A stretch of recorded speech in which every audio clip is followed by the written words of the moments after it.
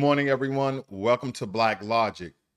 We have a couple of news stories for you today. I'm also going to give you kind of the Chinese-American relations over the course of time and why it seems as though President Trump is attacking Chinese academia to a certain degree when it comes to international students and their student visas coming to American schools. But let me first give you a brief breakdown of what we're going to cover this morning, because President Trump is fuming, calling a federal court's rejection of his tariffs political sabotage and demands Supreme Court intervention. But that's just not the opening.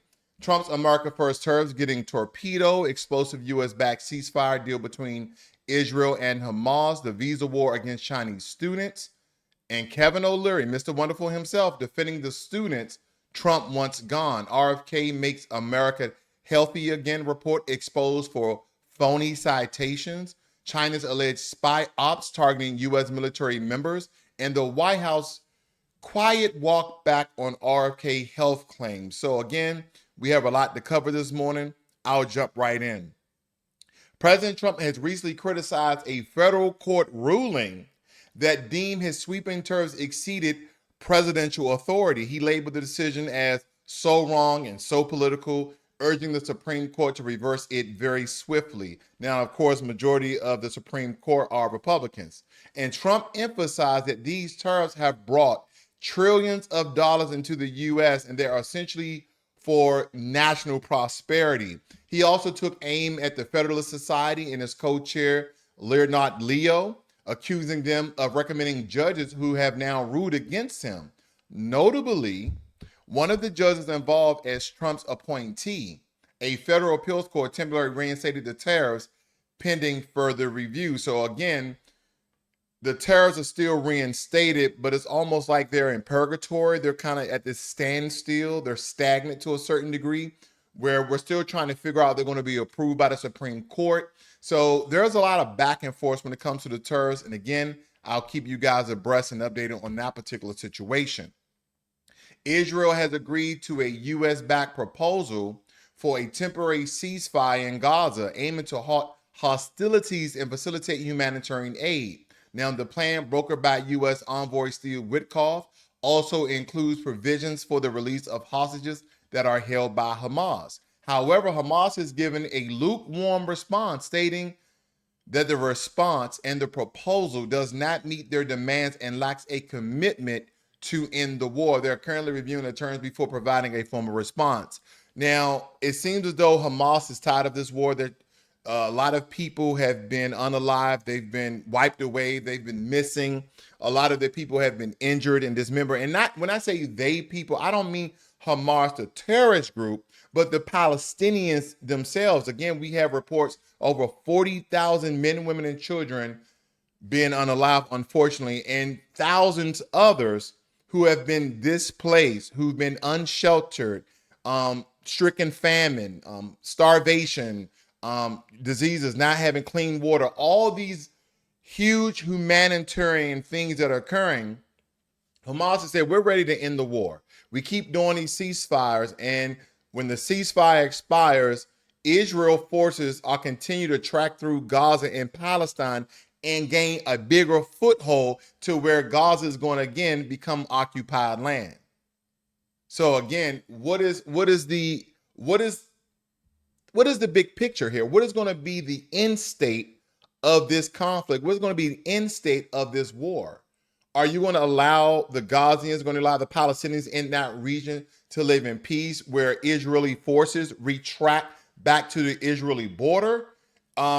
Have they released all the hostages yet? So again, I can understand Israel having a present military force in that region if they have not received all of their hostages. Is Hamas using some of the hostages as bargaining chips for a ceasefire, for a peace treaty? Are they going to gain some of their country back? Again, there are so many questions up in the air. That kind of brings me to a point I've been making, that even though some of the things that President Trump, a lot of things President Trump is doing now when it comes to Israel, Hamas, that I don't agree with. And I've stated many times, there's a lot of things I do agree with. Now, the Nobel Peace Prize. The Nobel Peace Prize is very simple. If you are a person that is trying to basically de-escalate conflicts and battles and end wars and ceasefire, you're already going to be a nominee. You're already going to be considered to win the Nobel Peace Prize. So again, I believe that President Trump, because his dealings and negotiations, the attempt can have you to win the Nobel Peace Prize. Okay, and I'm not stating I'm an advocate. I'm just watching the world stage of some of the things that he's doing. So again, we are having temporary relief in some of these particular wars: Russia, Ukraine, Hamas, Israel, Pakistan, India. He's negotiating with all these different countries so they can at least have a ceasefire, a moment of peace. That way humanitarian efforts and medicines and water and food can come in. So the people who are not part of the war can still have some regularity in their lives. So again, that's the only reason why I bring that up. But again, we have a lot to cover. So we're going to jump right into the Chinese students, because the Trump administration, led by Secretary of State Marco Rubio, has announced plans to aggressively revoke visas for Chinese students with ties to the Chinese Communist Party, although studying in critical fields. Critical fields: political science, law and order, anything that could help the Chinese Communist Party understand America a bit better in order to infuse on social media propaganda. Now, this move is part of a broader effort to counter perceived threats to the U.S. national security and intellectual property, because the policy has raised concerns among U.S. universities, which hold over 275,000 Chinese students, and could significantly impact higher education institutions financially and academically.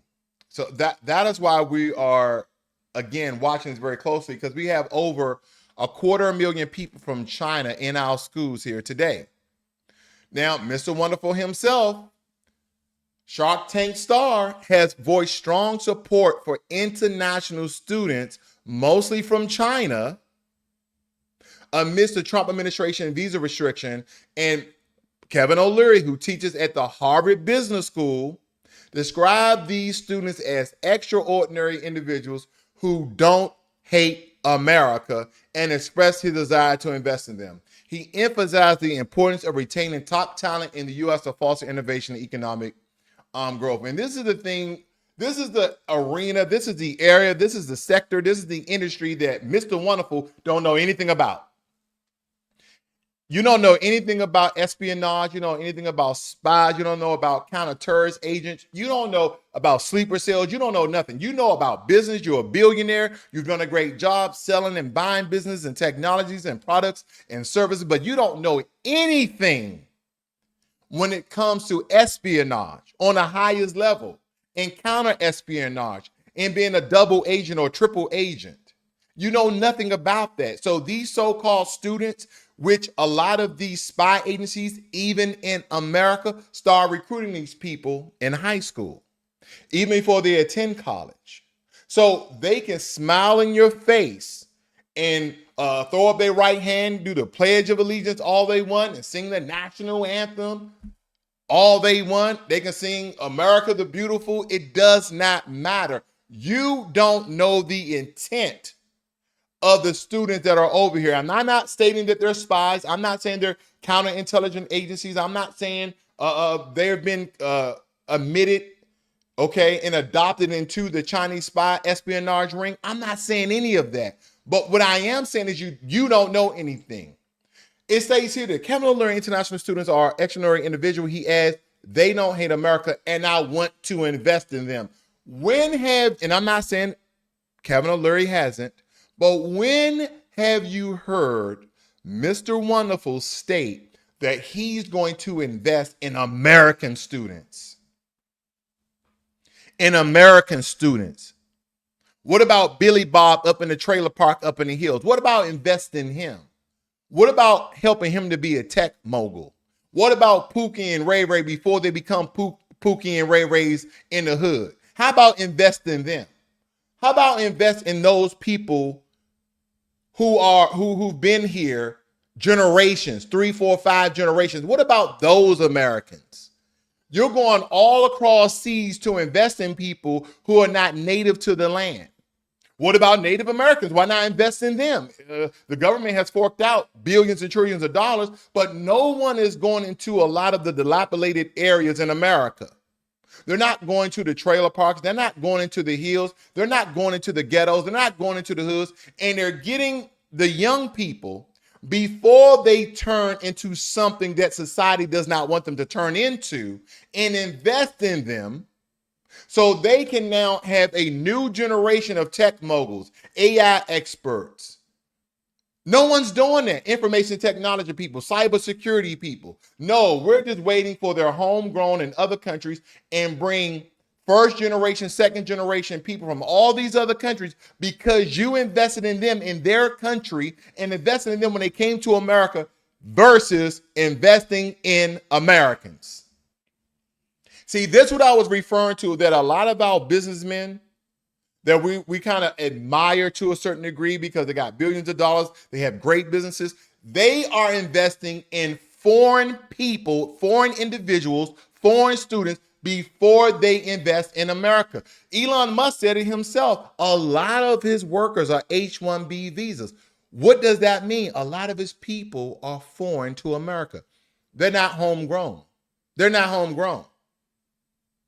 You see what I'm getting at? So we can praise people for technological advances, things they've done, like Elon Musk with SpaceX and Tesla, et cetera, et cetera, et cetera. But at the end of the day, at the end of the day, none of these people are coming out publicly like they do here and start to invest in Americans. Black, white, Asian, Hispanic, whatever, Native American, whatever. People who have been here for generations. Not just a generation. That's the problem I have with that, Kevin O'Leary. That's the problem I have. And the U.S. State Department has declared that it would not tolerate that the Chinese Communist Party exploitation of American universities or the theft of U.S. research and intellectual property. Now, the spokesperson you see, Tammy Bruce, emphasized that visa adjudications are national security decisions and the administration is prioritizing the protection of U.S. research and technology from foreign interference. We have many accounts, okay? We have many accounts of Chinese industries and firms in China making American hardware and getting some of the beta and proprietary software information and then expanding it and then putting it on their own devices that they mimic from American technologies. So again, this is not outlandish. It may be a little far-fetched, but it's not outlandish because we do have reports of this. Now, when we look at this particular story, a former CIA station chief has warned that China is conducting a concerted intelligence campaign targeting U.S. military service members and government employees abroad. The operations aim to collect sensitive information and potentially compromise national security. And the revelation underscores the growing concerns over China's espionage activities and the need for heightened counterintelligence measures. The Trump administration crackdown on Chinese student visas has led to increased scrutiny and suspicions of Chinese nationals studying in the U.S., mostly in sensitive areas, mostly in sensitive fields. Allegations of espionage have loomed over these students, affecting their academic and professional opportunities. Some have reported discrimination and a chilling effect on their careers due to the heightened mistrust. Do you guys remember that show called, it was either called America or Americans, but they were actually Russian spies? And they actually, they basically trained these two men and women, and they came over to America as Americans, trained them, but they was actually Russian. They had children, okay, that were American because they was born in America. They had this whole shell thing, they had their fake portfolios of who they were. And then slowly but surely their kids found out that they were spies. But nonetheless, I mean, it kind of gives you relevance and a background how things can transpire, how people plot on certain countries for decades. not years, decades. So when we look at this, it makes me really want to kind of give you guys a breakdown of how some of these things have occurred. I'm not going to give you a whole history lesson, but I think you will find some insight on what I'm about to tell you guys. And I want to contextualize a lot of the things I've been stating here this morning, because this isn't just about visas. This isn't just about education. What we are witnessing is the modern day weaponization of academia, where national security paranoia, economic warfare, and basically Cold War 2.0 meet in lecture halls, dorm rooms, and research labs across America. But the question, is it justified national defense, or is it xenophobia or xenophobic propaganda wrapped in red, white, and blue? Is it that? Because let's break this all the way down past the headlines, beneath the slogans, and really expose the full historical, political, and economic stakes behind these so-called spy student stories. Because if we go back to the 1980s and 1990s, the real era of the scientific exchange, when you look at post-China, they wanted Western knowledge, and America welcomed bright, ambitious students from Beijing to Wuhan in the universities there are into our U.S. universities. Hungry for global prestige and tuition dollars, we rolled out the red carpet.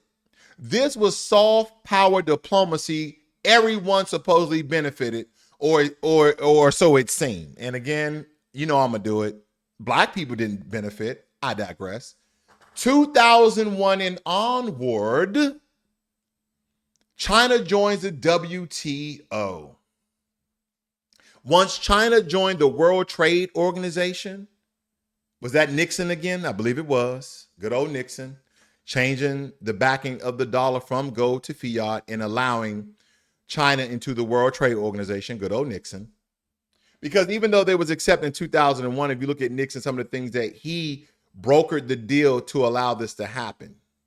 Now, American businessmen flooded into China, but so did the reverse flows. Intellectual property theft case skyrocketed. Huawei, TikTok, Confucius Institutions, the paranoia mounted. And then when you look at the 2010s and how the FBI warnings intensified, the FBI began sounding the alarm on Chinese espionage, pointing to targeted infiltration at universities and research labs, from genetics to quantum computing. This is what they were doing in 2010s. What do you think they're doing now?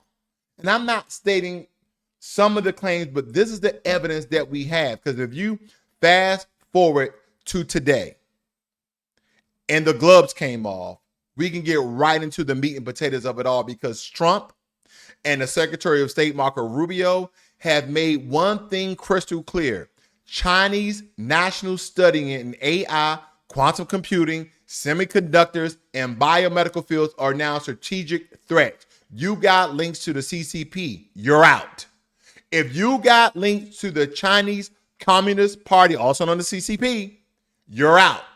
And a lot of these fields that we've been allowing Chinese students in, they're totally not allowing them in those fields anymore. Again, AI, quantum computing, semiconductors, biomedical fields, all these are very strategic threats.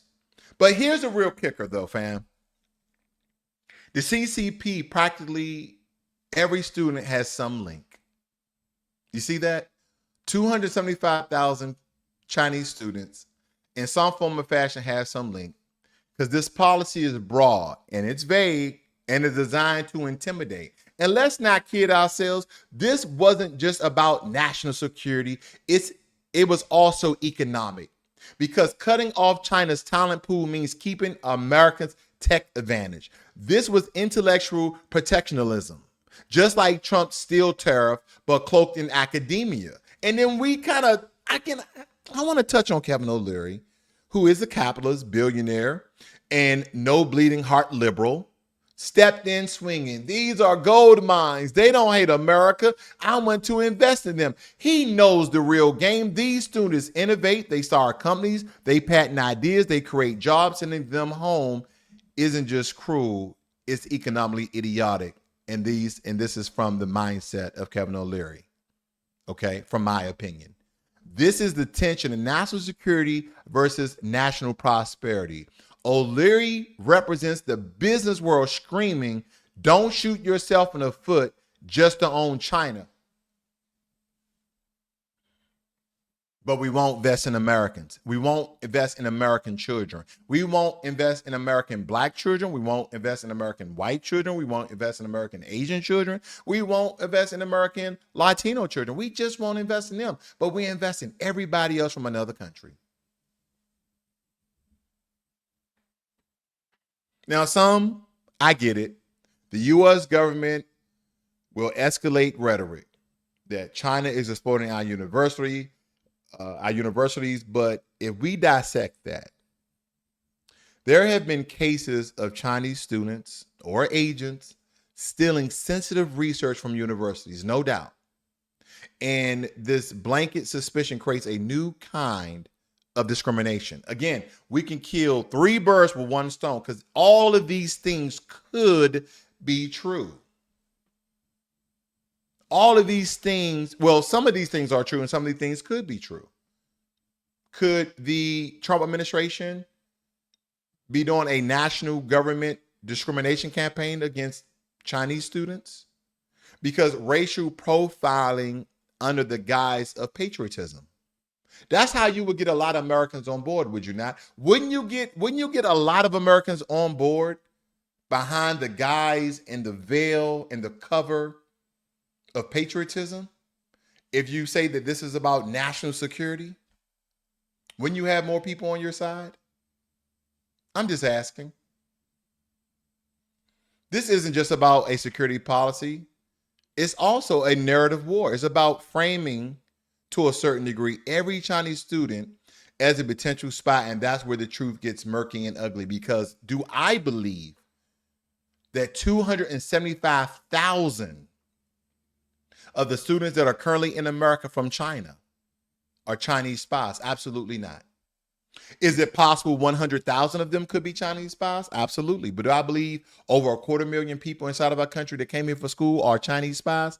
No, I do not believe that. But could it be a great many of them? Absolutely. This is not a fantasy. Because again, a former CIA station chief confirms China is actively targeting U.S. service members overseas. We saw that, did we not?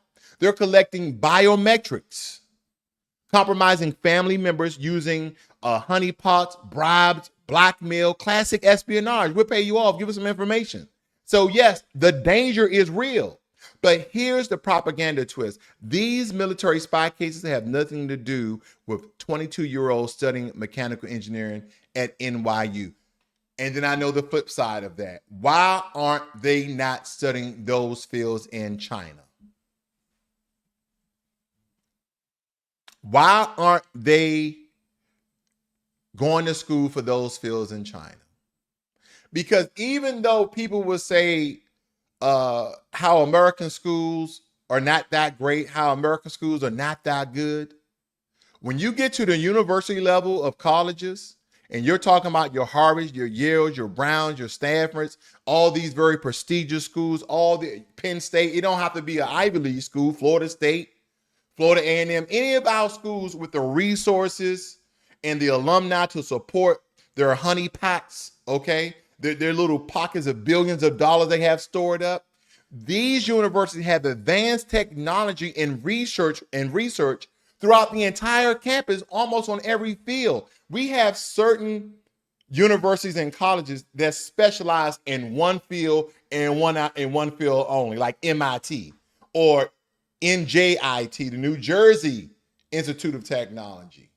So when we look at these very prestigious and powerful schools with all these resources, they don't have some of the same technology in these other schools at the plentifulness of it. And then guess what? We go to these other countries and grab their valedictorians and their salutatorians and say, hey, we're gonna give you a full ride to America. We're gonna do the same thing we did with our illegal immigrants. We're gonna give you a full ride to school. We're going to give you access to all the resources that you need to be great. We're going to give you room and board. And if you don't have the money to go back home, we'll send you back home. We'll bring you back. Or you can stay in your dorm room. We'll still feed you while you're there. Look it up. Don't take my word for it. Our schools roll out the red carpet for people who are not part of this country because we won't go down into the deep and dark depth and look for American students who can do the same thing, okay? The same thing, because again, this is not just about resources. This is not about opportunity. This also has to do with culture. This has to do with culture. There was America, and I know people hate talking about this. There was a time in America, it don't matter what race you were at the time, but it almost seems between the 1940s and the 1970s, and even prior to that in the 1800s as well, whether it be black schools or white schools in America, they were teaching trades in high school. I remember growing up, and I'm not that old, in high school, they used to teach home economics, and they used to have a driver's education course. I remember in the basement, if I can recall correctly, in my old high school, Cardozo Senior High School in Washington, D.C., that's a true native. Down in our basement, we had these pods where you step in and they were like cars and you had a screen. And the screen, back, of course, for that time, it was like high technology for us, but it was teaching us how to drive. Also, we had home economics where it teaches basic things, how to cook, fry food, bake food, simmer food in high school. Also in my high school, they used to teach us how to type. And these were on typewriters where you chat, whoop, chat. Was it that old? Or did it do it automatically? No, it wasn't that old. It wasn't that era. But you were still typing. And this is when it had autocorrect where you can backspace and used to, take the ink and try to use that tape thing. I forgot what it's called. It tape and then take the letter back out instead of you doing like this with the white out, because I did that too. Yeah, that's how old I am. But nonetheless, we had that in our high school. They don't have that in high schools. Well, as I've been told, some high schools have it and they have computer labs, but they don't have those trades in high school. And if you look in the late 1800s, they were being taught how to weld, being taught how to plumb. Also in my high school, guess what they had? Auto mechanics. That's right. We had 2 bays. And if you took auto mechanics, I wish I did. People were in our high school in Washington, D.C., a predominantly black neighborhood. These men and women, young men and women at the time, were getting taught how to fix cars and how to build cars. They were being taught how to fix cars and how to build cars. They would take it. You were going to the auto mechanics, and at the time, you didn't really care about it. You're a high school student, but we used to see engines suspended with chains. Like, what are y'all doing with that? Yeah, we took out the engine. Now we're about to put the engine in, and then tomorrow's going to be the transmission. And the next day is going to be the water pump. There's going to be this, and it's going to be that. But that was all in my high school. I don't know if they still have it, but these were trades being taught. But we're not investing in American children anymore. We're not. So who's the real victims in the campaign? Some people would say thousands of Chinese students, most with zero political agenda, that are now being profiled, delayed, and even deported, and their careers destroyed. This is America. I don't go over to China. And here's another thing we have to look at. Worldwide academia. I've never heard of an American person. No, don't get me wrong. There's American foreign students in other countries.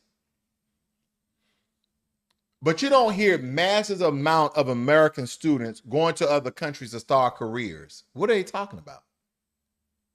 What are they talking about? Yeah, do some of these Chinese students go back to China and take that technology and their knowledge back to China? Of course they do. Do a good majority of them stay in America? Absolutely. Because then our businesses, our American businessmen, hire them. See, that's the thing about it. Americans, for the most part, stay in America until they get old and they take their money to a country where the American dollar can be stretched 3, 4, 5, 10 times the amount, so they live a better life in their golden years or in their elderly years. And now I'm hearing younger children. I just found this out through my wife by the way of my son, that when you're considered 50, you're considered An elder. I always looked at elders as 60 and up. An elder? So when you become 60, what do you become? An ancient? I don't know. I don't know. But I digress. Okay.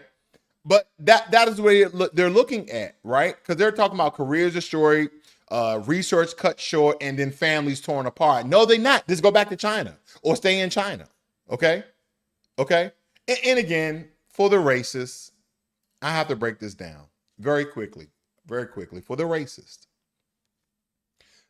foundational Black Americans have been in this country on record since 1526, even before the inception of America itself, even before, again, the war between the British and America, where we gained our independence, July 4th, 1776. Even if we dated to the Civil War, we've been in this country hundreds of years. So there's no going back to Africa. We don't know anything about Africa. Okay. And I'm generalizing that statement because, again, when it comes to the knowledge base of Black Americans in a continent that we haven't been there for 1,000 years almost, we are a different people. We have a different culture, just as well as those Africans in those different African countries, Nigeria, Kenya, Congo, Sudan, Angola, Mozambique, South Africa, Benin, all these different countries, Mali, Burkina Faso, all these different African countries have different cultures and they speak different languages. They even have different phenotypes. Yet, can you tell the difference between a Kenyan and a Sudanese person? Yes, you can. Can you tell the difference between a Sudanese person and a Nigerian? Yes, you can. Can you tell a South African person from a Kenyan? Yes, you can. Not only by the language, not only by the food, not only by the dress and the garments, but also by the phenotype as well. And again, we are different people. So stop telling foundational Black Americans, to go back to Africa. And stop using the term African American. Last time somebody called me an African American, it's not that it's a derogatory term or disparaging term. Is that I try to make people more knowledgeable of why a lot of Black Americans don't use that term anymore. So if I say, man, just call me, American, or just call me a Black American. Oh no, but you're African American. Then I'm just gonna say, well, you're European American. It's not like it's gonna start a fight or anything or a debate.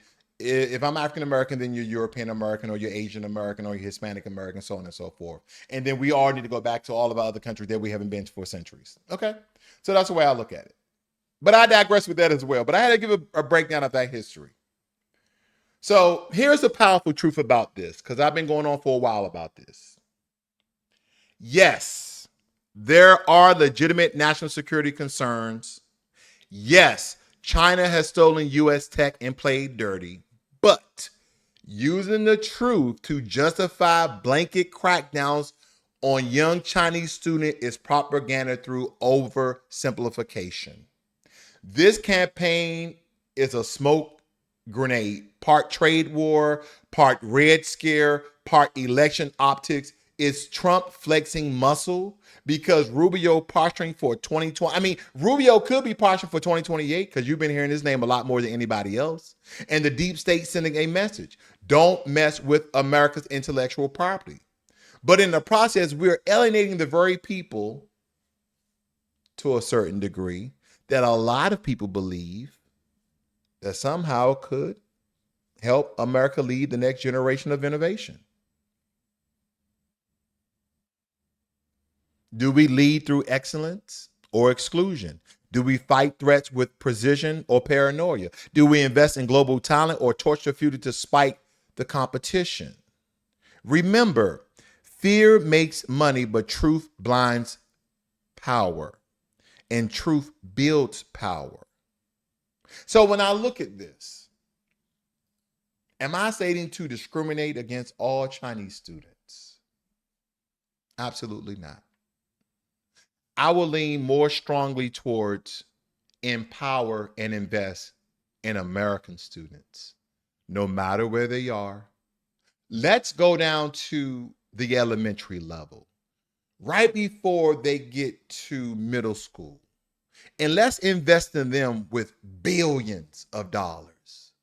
Let's help their living conditions so they have less distraction. Let's extrapolate violence and crime from neighborhoods. Let's have more community centers so they can have practical ways to learn trades and learn technology and learn IT and cybersecurity, where we have homegrown American students doing some of the same jobs and some of the same career paths and some of the same industry that we go all around the world to look for.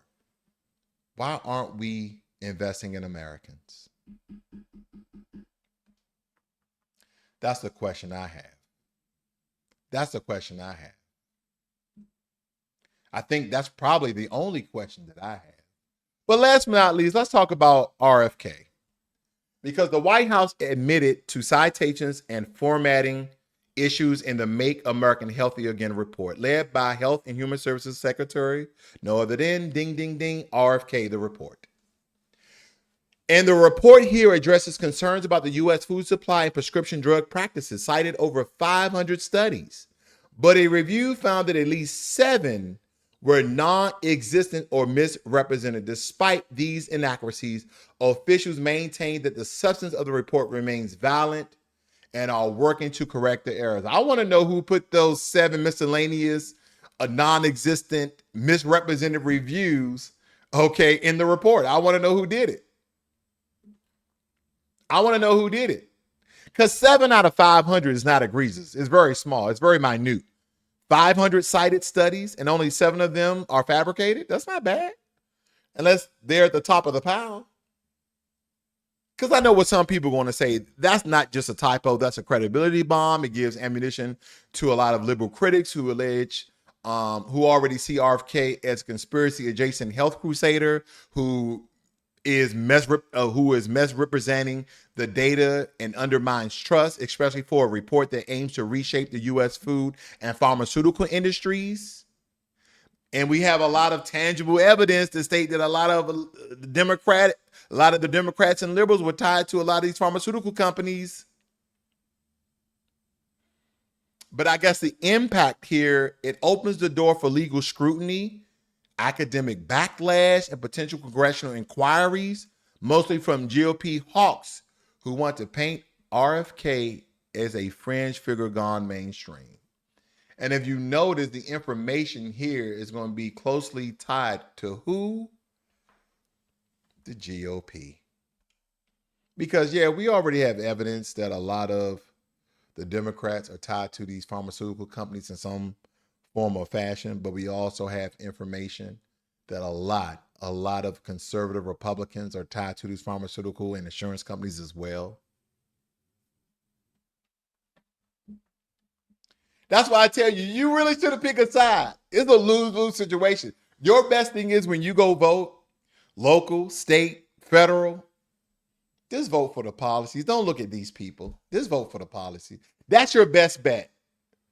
They could be lying about that too. What you going to do?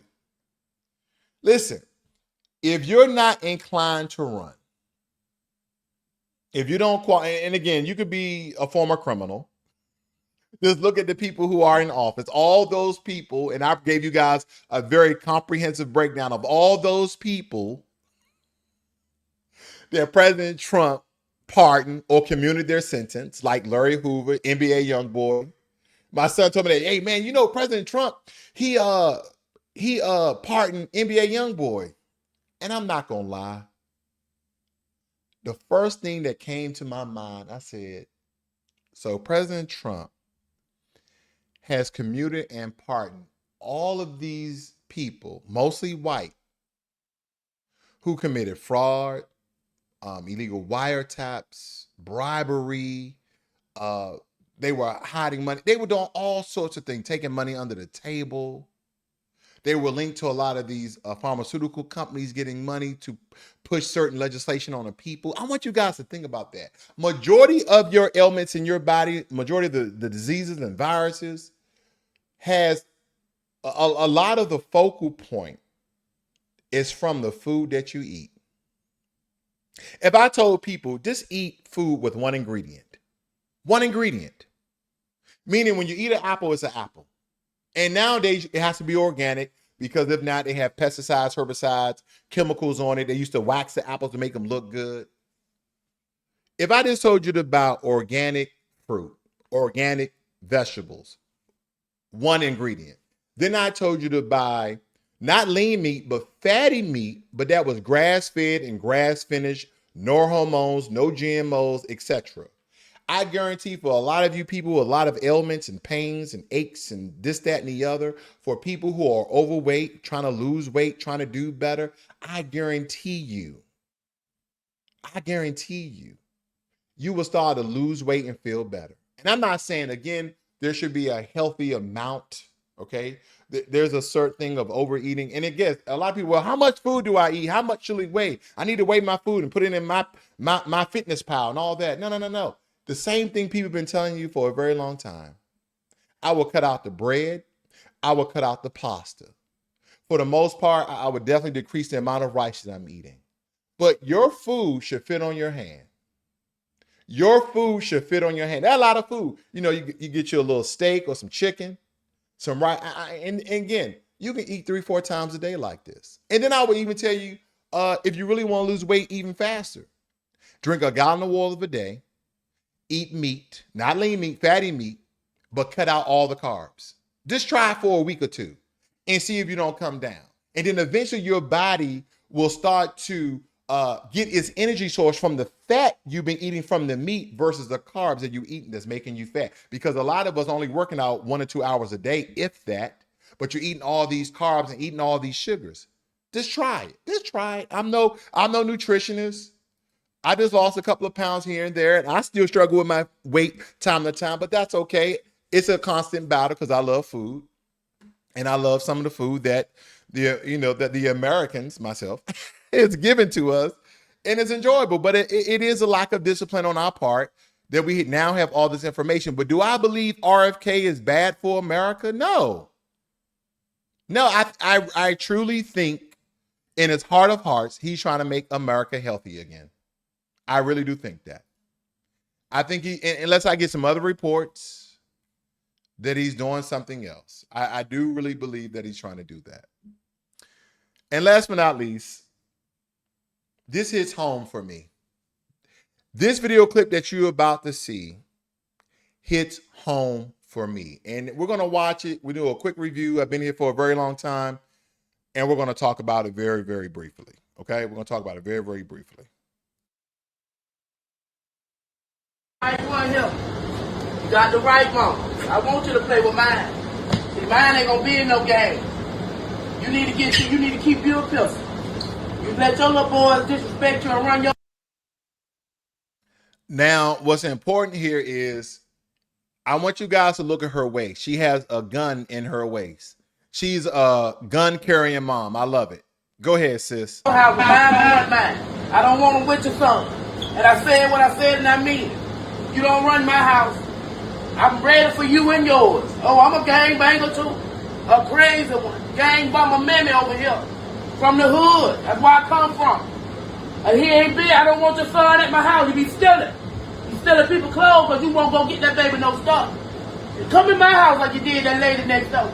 I'm the right one. You ain't gonna make it up out of here. Your mammy gonna have to bury you. And herself too. Because you raised them wrong. It's your fault, ho. You want to be your friend, your son's friend, smoking with him, having sex with all them different men. Let them see all that devil. Don't know that boy daddy, that's what's wrong with him. But you won't have him around that. I don't raise mine like that. You see where he go? He go to uni, he go to a different school. He ain't going to that school with yours. I ain't even playing. I don't play with mine. Now I want you to keep on disrespecting me and think I'm something to play with. Now, mama strong.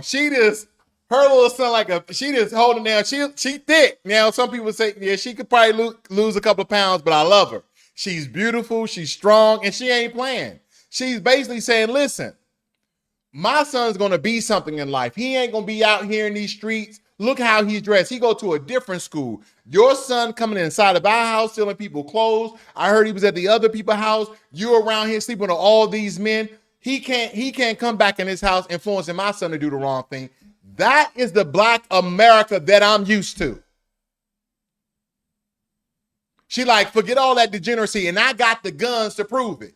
And see, and I had a video that I was going to show people of my son. I took him to the gun range and stuff like that. But everywhere we got guns in our house. Oh yeah, there's gun. Oh yeah, and listen. I don't really show guns on camera much, but they stay loaded. We don't play that here in a Ross household. Oh no, we don't. You will go to school. You will get good grades, or you won't have any of your electronics. Yeah. This is like a prison over here. You're gonna be in the backyard, and you're gonna be in the driveway. But if you don't get majority A's and B's, 4 A's, 3 B's, that's the limit, at least. If you don't get that, oh well. You're gonna be studying all summer. He knows. He's going to high school next year, 9th grade, and he's in all advanced courses. And he's in the engineer club, and the next year he's going to be in the aviation, and a lot of classes for aviation. No. You will be successful. I don't care where you live at. Where you live at. You can live in a hood, the ghetto, the suburbs. You can be wealthy. The first role model in the home for your children are the parents. And if you're allowing your kids to go out here and play with these other kids and you don't know nothing about these other kids, no, son, you can't, daughter, no, you can't go over that person's house. I haven't met their parents yet. I haven't seen where you're going to be playing at. We need to do an on-site visit. That's the problem. Where are those parents at?